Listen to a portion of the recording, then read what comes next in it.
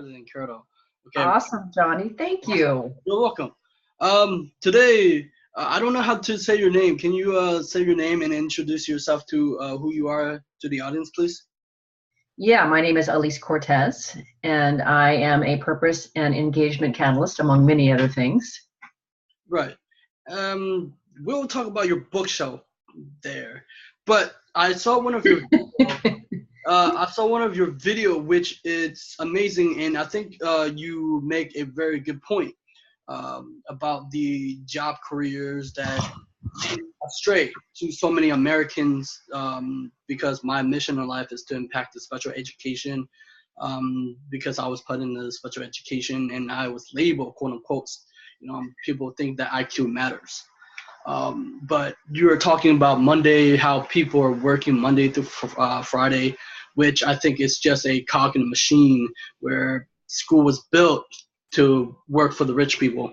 Because I read Rich Dad Poor Dad by Robert Kiyosaki, and that these things are making people like drones, and they're not thinking, because I see it in the workplace where people don't act themselves, and you're taught to be robot and not really expressing the human aspect of themselves. They're hiding. And yeah, I love the video when you talk about that. What make you talk about these stuff? Well, Johnny, so I think the world of work is really important because, right, it's at least 40% of our lives anyway. So there's that in and of itself. Just the sheer amount of time we spend at work is really an important part of our lives. And two, I think it should be a purposeful part of our lives. And to your point about the school system, I completely agree that the way that at least what it seems to be the American education system is geared toward helping people figure out how to plug into the system, into the engine, the machine. And it doesn't teach us how to become entrepreneurs, how to be in business for ourselves, and how to find a way to make who we are work in the world. And that's part of what I'm up to. That's a big reason why I do what I do, Johnny, is that I want more people to be turned on about their everyday life and how they work with it, right? So that's what I'm up to, because what I know is that according to the Gallup organization, 80 to 85% of the world doesn't want to go to work on Monday. And I think that's a horrible shame. In the United States, it's much better. It's about 40% want to go to work and the other 60% don't. Still a huge number, right, that are literally walking through life dead. So yeah, part of the reason I do what I'm doing is I want more people to get really turned on to who they are and what they can do and the difference they can make in the world. Yes, so many are so unsatisfied with the workplace because they're doing. See, the thing is, what I have an issue with the corporation is, see, people think when they go into work, they think they're working for a paycheck. A paycheck is basically a crack cocaine, which releases dopamine in a reward system. Because I read it in the, I think, How to Be Rich by the guy who created Maxim or something. And the problem with these is, there's not enough incentive to go. Like, people go there to either to grow, but not just to provide for the family, and it's really sad. And when it comes to, what was it? How did your journey start with this process? When did you start doing leadership and your mission? You know, it's such a great question, Johnny. I'll take it back because I'm very, very happy to say that I do get to live my purpose through the work that I do and who I am as a human being. I'm very, very grateful for that. And I know a lot of people would like to be there too. And that's another reason why I do what I do, is I want to help them find that for themselves.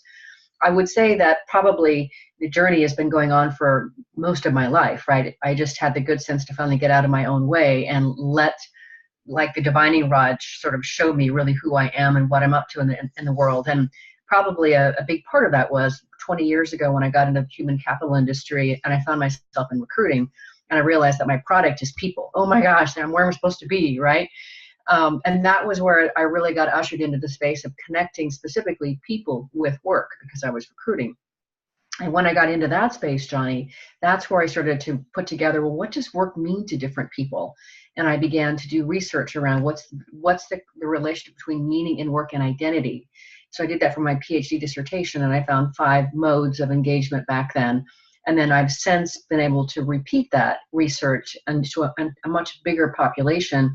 And I found 15 modes of engagement that have to do with how the person is related or connecting, their energy is working with the work, and what level of meaning that work gives to that person, whether it's a purpose, a value, something cognitive, an emotional state, or relationships. Anyway, so I found these 15 modes. And when I did that, I started to step into the space of, wow, work can really be this whole spectrum of things for people. Like you said, a paycheck that puts a roof over my head, and puts food in my belly, or it can be the highest expression of who we are as a human being and everything in between. And I became really fascinated with that idea, and I wanted to see about how can I help more people experience it on a higher level, because I knew that if people experience work on a higher level, it taps into their higher levels of meaning, the more fulfilled they are and the more they cascade into the world in a positive way. And that naturally led me into the purpose space, which I've been in since probably at least the last six or 7 years.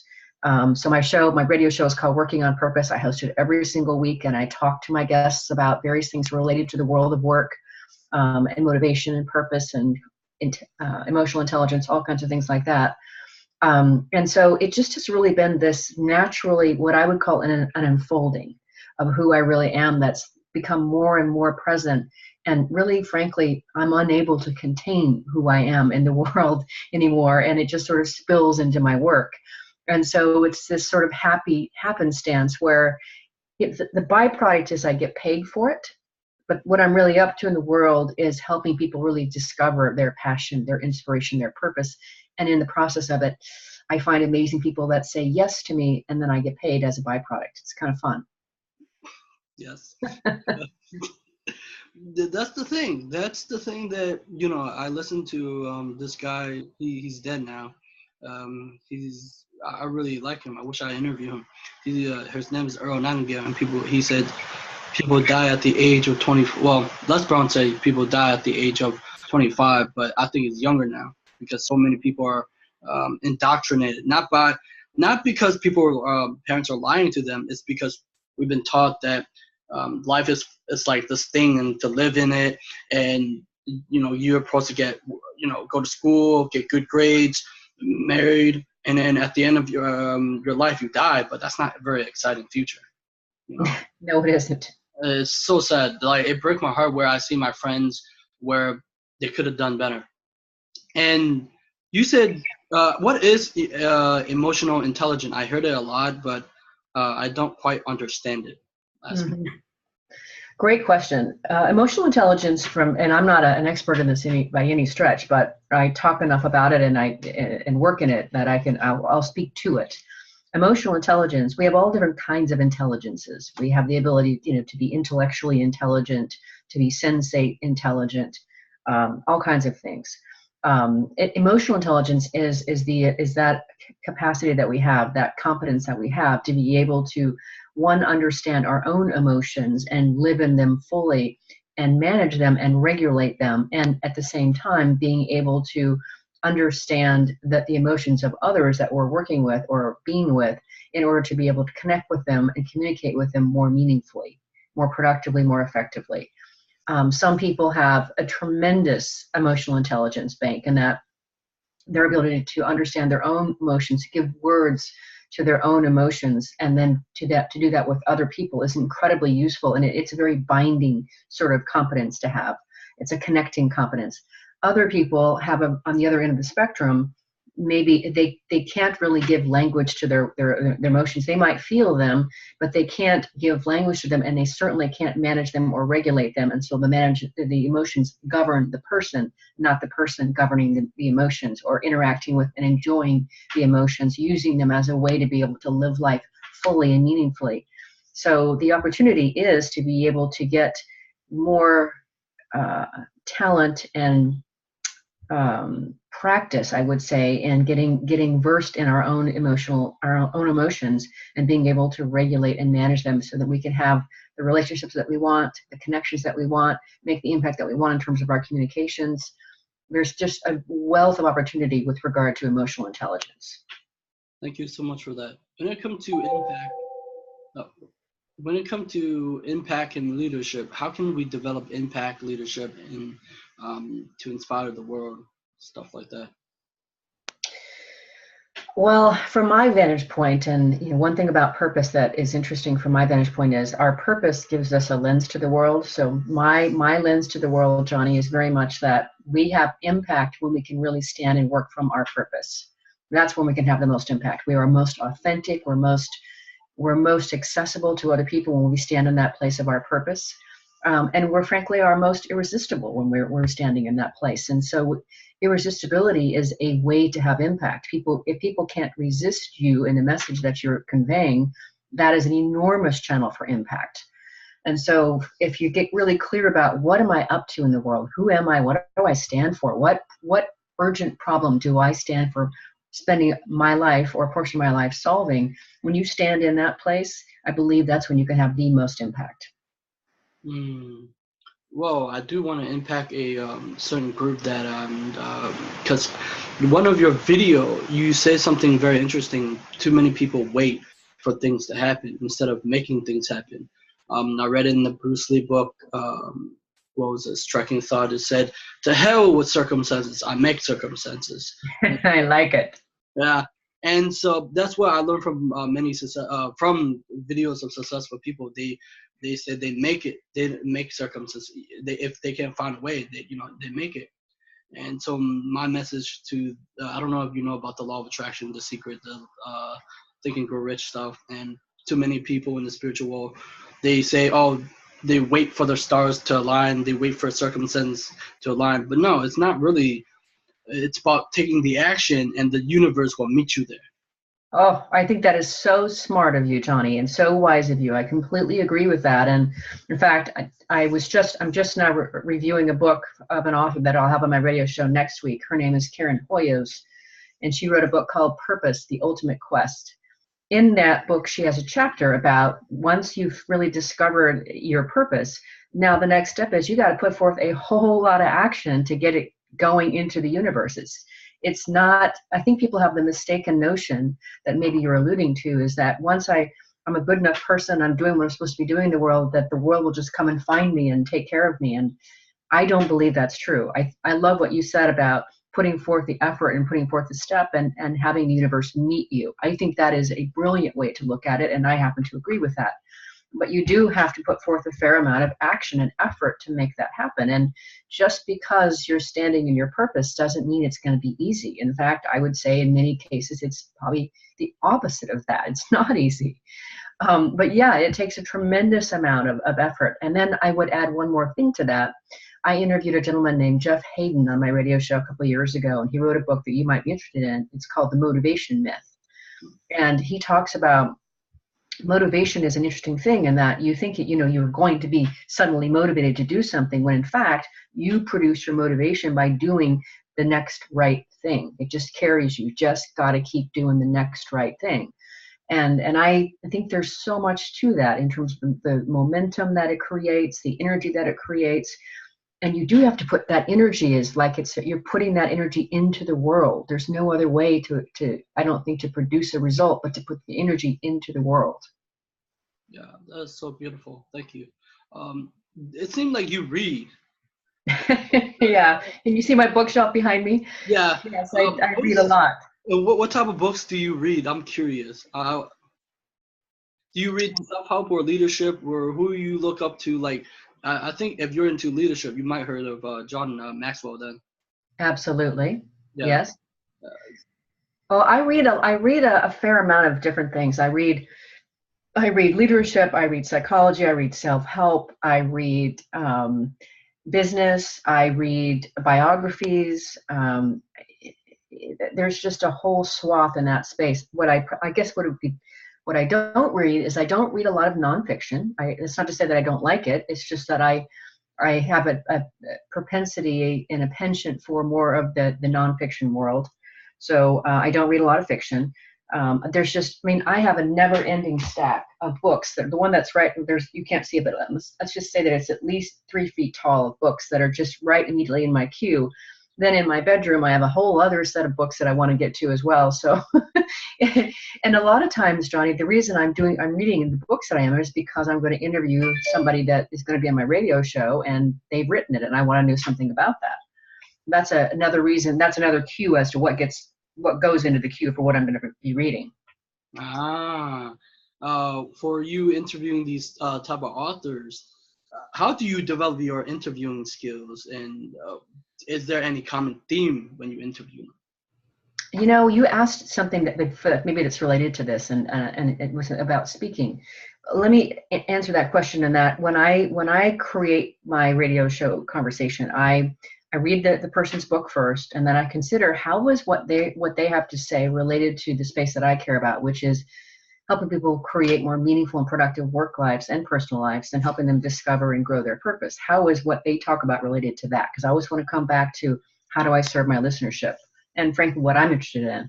So once I kind of make that connection to see, oh, here's how emotional intelligence, for example, might relate to meaningful work, because it produces higher quality connection among people. Well, that certainly smacks to my world. So what I do is I create about 15 questions for my radio show, and it's always thinking about how do I presence this person to my listeners? What is it? What's the message that I think that they represent, that they can uniquely convey, that I want to share with my listenership? So that's my lens. And so I create a conversational question flow that's designed to produce that kind of a conversation, to elicit that kind of a response. So it's a lot of times it's driven by my own curiosity, but it's also driven by what am I trying to do as a thought leader in this space to raise the level of the conversation to a higher game relative to meaning, inspiration, passion, purpose. That is so beautiful. I never heard that before. Thank you so much for sharing that with us. And also with the fact that, because we were talking about, I wanted to do public speaking because I don't know how to.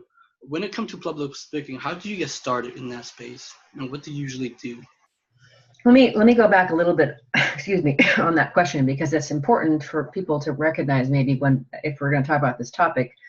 I'm the oldest of 4 children, and I was an extremely quiet, shy, very geeky kid. I mean, my destiny, Johnny, was to be the town librarian in the small town that I'm from in Oregon, until my dad and my mom kind of interfered with that, and they said, we want you to come to work for us in the restaurant that we have. It was a full service breakfast, lunch, and dinner place, and Johnny, I was terrified to go to work for my parents because it was so public. I was going to have to talk to people, and I was going to have to talk to groups of people, and I just wanted to go in my room and study and be by myself. And it was one of the things that saved my life, because it forced me into a camp where I didn't want to let my parents down, and so I rose to the level. I rose to the occasion, and now I've learned that I can talk to pretty much anybody, anywhere, anytime, because I got that confidence as a young kid that I could be in that space. So part of it is just, getting through the motions, just forcing yourself to get in front of groups so that you can start to bring down that discomfort or fear that you have, because more repetition will help you get through that. The other really big thing that I think makes such a big difference in speaking is when you're focused on what are you conveying, how are you trying to help your audience, what message are you trying to pass on to them that will help them, then it's not about you anymore. It's about the audience. And when you take the focus off of yourself, you lose a lot of your anxiety and nervousness, because it's not about you anymore. It's about them. Ooh, so powerful. So powerful. When it comes to, I'm thinking of so you're saying you're introverted, right? I would say that in the spectrum today, Johnny, I'm probably somewhere in the middle part, but more extroverted than introverted. I began my life much more introverted than I am today. Yeah, that's why it's my mission, because I'm an introverted, but I can modulate from introverted to extrovert, because I was like the same, but when I was in elementary school, I was really shy. I didn't know how to talk to people until I bumped into the book, How to Win Friends and Influence People, Yes. stuff, Yes. Power of Charm, and, engage. And I tried it because of Jim Rohn. Jim Rohn said, try to talk to people or go out and talk to. So I tried that so many times, and I fail, and I get better at it.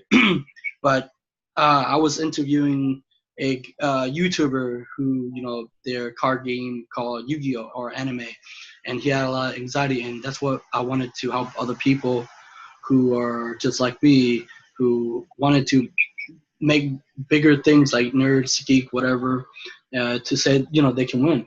And as a lead, as you're in a leadership, when you grow yourself, do you attract other people like higher? Because I've seen that. Like when you grow, like you invest in yourself, do you go up another level? I think so, Johnny. I love the way you said that. I think so.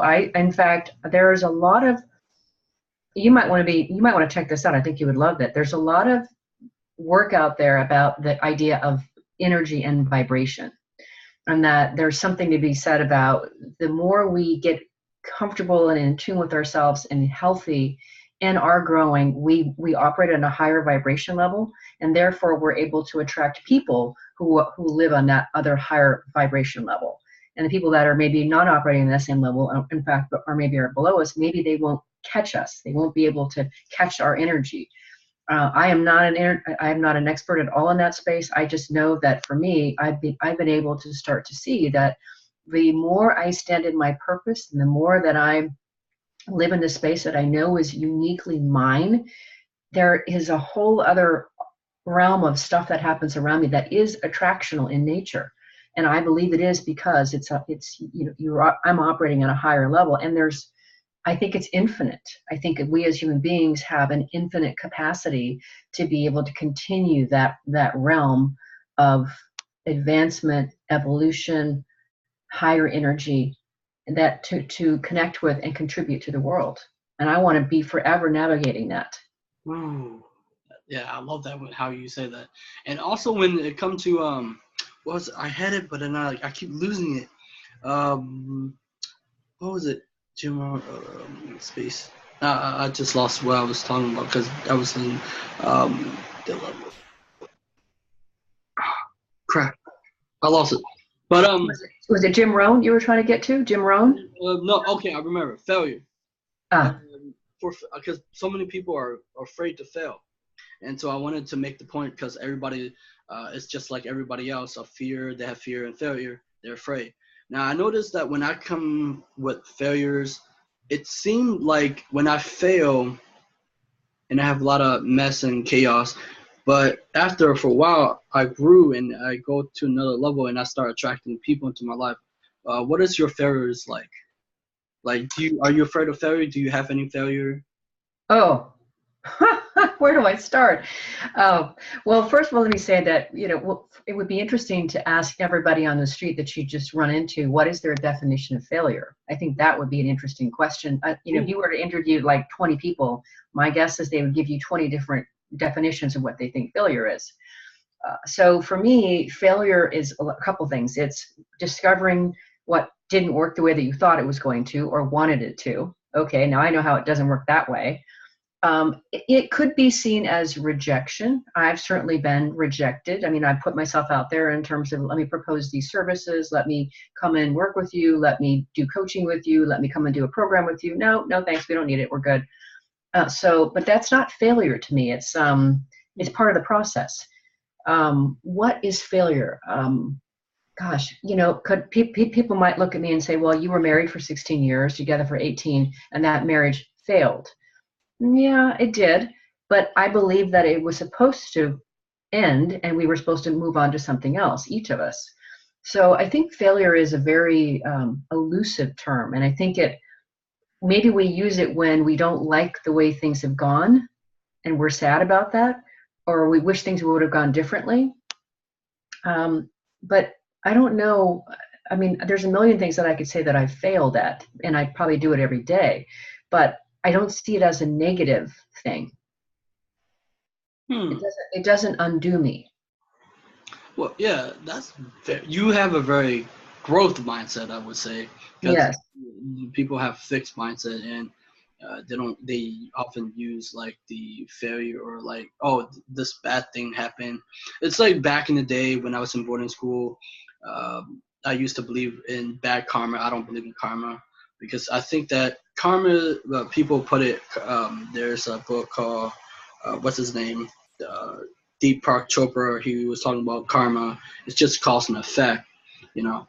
And people put bad luck and good luck, or oh, this thing happened because you're lucky. No, I think that we make our own luck. That's the thing that I try to tell people.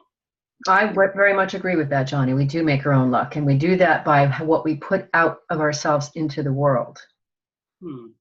When it comes, it seemed like you really have this thing locked. That I can see it within you that you have this thing locked. That where when you believe in the thing and you move into action, something beautiful happen for you. Go ahead. I wasn't sure if you wanted me to respond to that. Thank you for that lovely comment. It's really beautiful to be seen that way. I do really believe I am living my purpose. I'm doing what I'm supposed to be doing here on the planet, and I'm so grateful that I figured it out and I got out of my own way and let it happen. And yes, I do think that when we stand in that place, there is a natural fulfillment of the good kind of energy that comes from that it's not that it's pure, but it's good and kind, and it comes from a place of wanting to help, wanting to serve, not wanting to be right, not wanting to win, right? It's so there's kind of a purity of the intention that I think comes with that. I'm doing this because I feel governed to do it. I feel like it won't let me be. I do have a choice. I could ignore it, but I feel that I am in service of my purpose. Well, thank you so much for doing what you do. I mean, like, I saw what your video. You're an empowering woman. That's very empowering. You know, I love that. And when it comes to how did you, begin reading books? Did you always read books when you were little, or how? Oh, I got a great story for that. So I did. Something happened to me very important when I was in kindergarten, Johnny. And you might be able to relate to this given what you've said so far about your own background. But my mom was married 5 times by the time she was 28 years old, and I was from the first marriage. And so by the time I got into kindergarten, I'd already seen 4 different dads, and I just, it was an interesting way to grow up. And I think I was probably daydreaming quite a bit in school, just to sort of take my mind off of things. And one day, in front of the whole entire kindergarten class, the teacher said to me, "You are the stupidest kid I've ever had in all the years I've been teaching." And what you have to understand is that that statement didn't undo me at all, but I believed her. I believed her. And so what that did for me, Johnny, was I took that to be an absolute truth. So from then forward, whenever I would get assignments in school, I would literally put the assignment down in front of my desk, and I'd look at it and lay it all out, and I'd go, okay, I am stupid, so I'm going to have to work at this harder than the other kids are going to. So I'll crack at it. And I would create this elaborate study scheme to address and get over the fact that I'm stupid. And guess what happened? I got straight A's. So it created this over-the-top response to this, and that served me extremely well. And I became, for lack of a better phrase, a kind of a professional student. And it just set me on the path of inquiry and study. And now today, I can't live without it, Johnny. I have to every day have a mantra: read, write, sell, radio. That's what I do every day. It sounds like you listen to what's his name, John Maxwell, where he's like, "Oh, have a list of growth," because it's thanks to him that because I prepared this moment. I don't know. I didn't know what I was preparing for, because back in the day, I had a lot of chaos. But 2013 was an amazing year, even though it was a horrible year, people think. But I start a whole study. At first I didn't actually tell my audience this, but I was reading it, try to be proud of, boastful of it. But now I don't do it. I don't care for numbers. But I was reading a whole lot of books, like you said, psychology, on the brain, try to understand quantum physics, but I don't understand law of attraction, everything. And what does success look like to you? What does success look like to me? That's a good question. First and foremost, it is absolutely living my purpose. That to me, first and foremost, is success. If you can find a way to get out of your own way, which I finally did, so that that path opens for us, to me, that's absolutely the success. Um, and I would also say, to me, it's to be in service of your purpose. So for me, I want to impact and improve the lives of as many people as I possibly can while I'm here on Earth. I don't have a number. I have a one. My coach says he wants to be able to impact 1 million people while he's alive. I think he's probably already done that. I don't have a number, but there is a financial piece of that too, and that, to be able to give back to the world. I do have my own nonprofit. It's called Purpose on Fire, and I started that because I wanted to be able to help people who have found their purpose find a way to meaningfully put it into the world somehow. So giving back through philanthropy is also another part to me that connotes success. I don't have a wealth number that goes with that. It's not like I would say I've got a certain number of dollars in the bank that would say I'm successful, although being responsible about my financial life is part of success. It's just a component. What about you? Well, what about me? For what's my success? Yeah, what is success for you?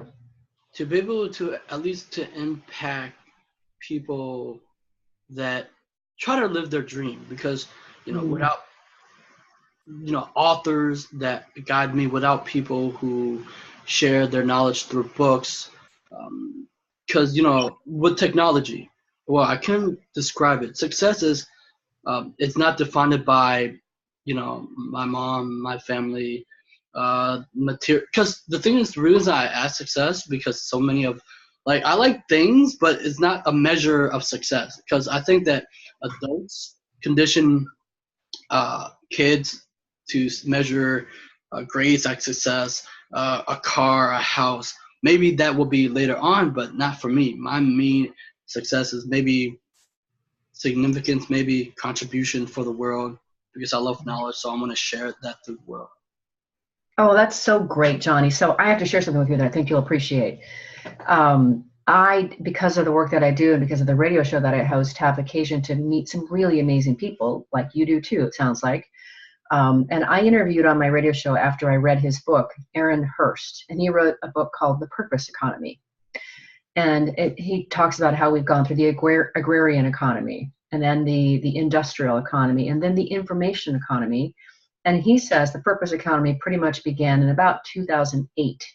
And there was many components and reasons why that was so, but a couple that are important that he says go into that.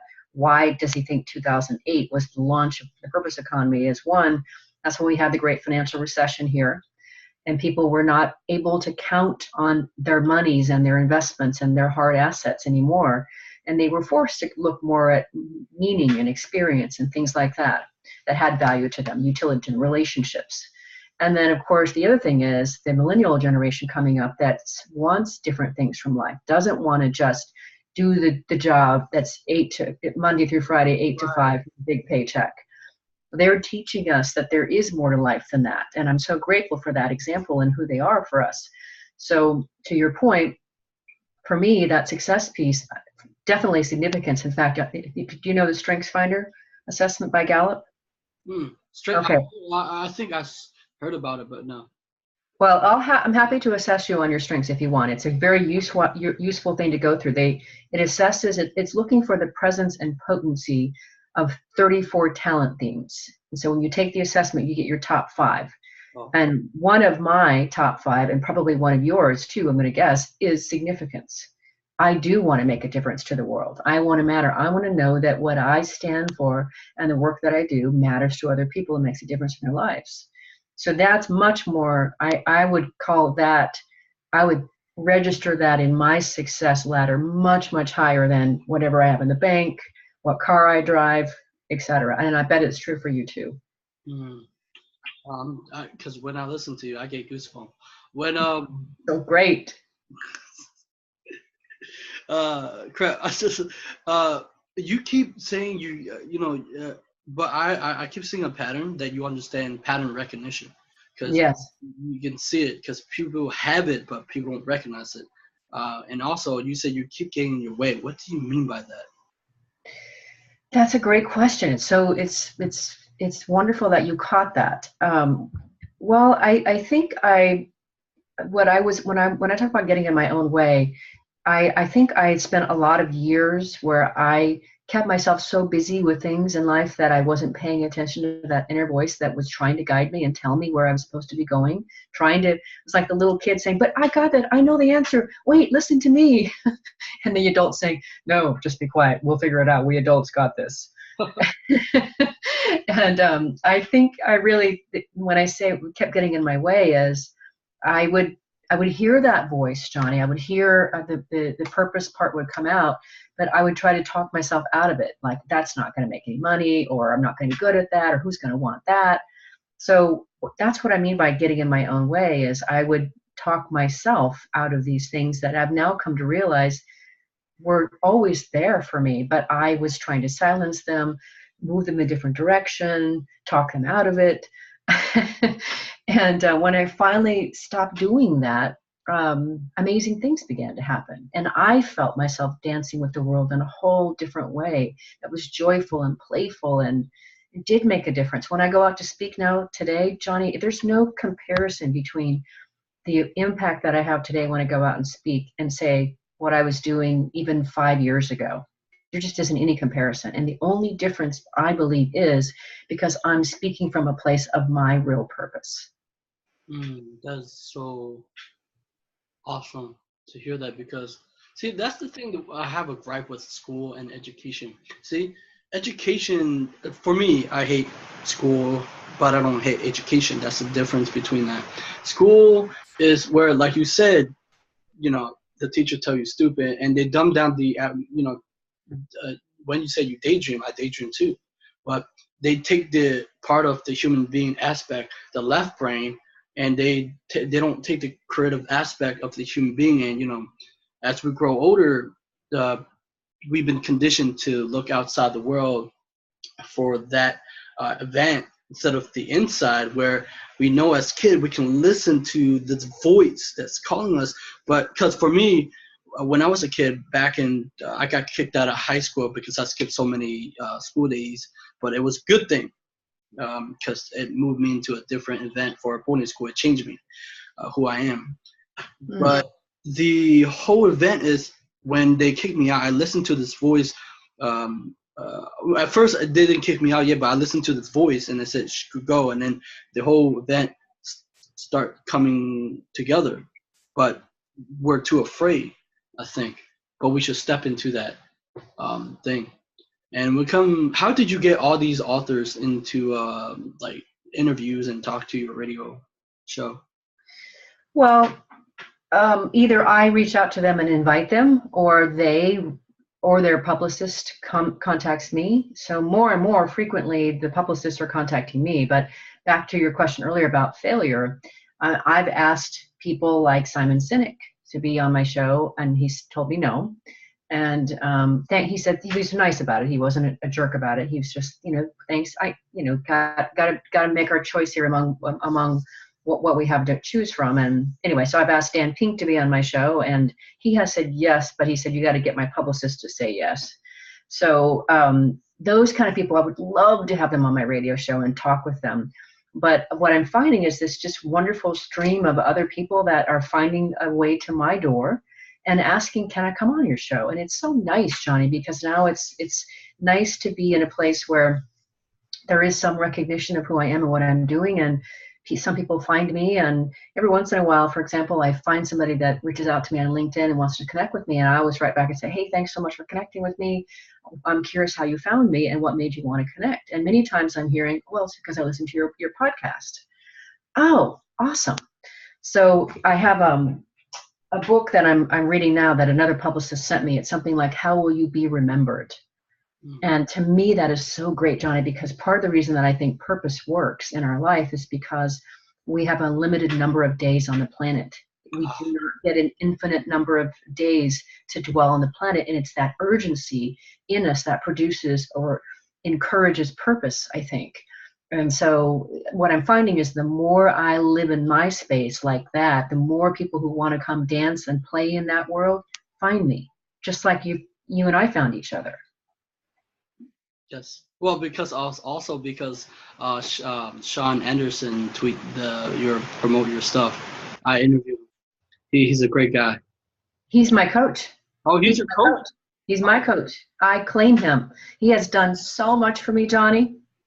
That's so great. I'm so glad you talked with him. He is a beautiful human being. Yeah, he motivated me so much. But as to you saying, those guys, I know who you're talking about. Simon Sinek and them. What's his name? You said yeah, Dan Pink. yeah, Dan Pink. I had his book. It's motivation, right? It's motivation. Now, even though they say no, but you can do it, because over the years I can see that if we believe enough and we're persistent, we can actually get. Because it took me a while to get people on my YouTube channel, because I have no um, credibility, no numbers, because gatekeepers are the hardest one that I have to go through, and I get so many rejection, it hurts, and I get rejected from a Vietnamese guy. He's famous for like an MC, and I wanted to interview him. He said he's embarrassed, and I was like, but you know what? I'm still gonna get him, and I'm still getting my. I wanted to interview every people on this earth, because see, the thing is, what people see celebrities as this type of god, but I want to bring them down, and it's like, no, I can relate to you. That's what I want to do. Oh, I think that's great, Johnny. I think that is so great. And I think to your point, right? So back to what the question about failure, just because I've been told no by Simon Sinek and really haven't gotten a yes out of Dan Pink, doesn't mean that I won't sometime in the future. And that it certainly won't prevent me from asking again, saying, hey, remember me when you told me no 27 times? Let's go for 28. And see if one day I catch them on a day where they're like, all right, okay, sure, I'll do it. Thank you. Where can we find you? My website is probably the easiest. It's alisecortez.com, ALISECORTEZ.com. That way you can find my email address, my phone number, and take it from there. Okay. What would you like to leave your my viewers, or your viewers, or someone who's watching, what a message that you're trying to drive home? I would like to do something a little bit different than that, Johnny, and that I'd like to put the focus on you and what you're doing, and that who you are doing, who you are being, and what you're up to, and that you're out to try to be able to help people who have gone through stuff like you have, and empower them and encourage them. That is the kind of message that I would want to leave our listeners with, or our viewers with, that if you stand for something where you're trying to be of service to something bigger than yourself, and in so doing, you're going to grow in the process, and you're also going to create a community. Those are the three foci for Aaron Hurst for it to be a purpose. I believe you are actually serving and working your purpose, and so am I. And I don't think there's a better way to live life. Thank you. I would like to be on your show or radio. I don't know, because I asked the other guy I would like to be. I try to get my message across, but I don't know. But yeah. I would be delighted to have you on my show. Thank you. Okay. Have a great day. Okay.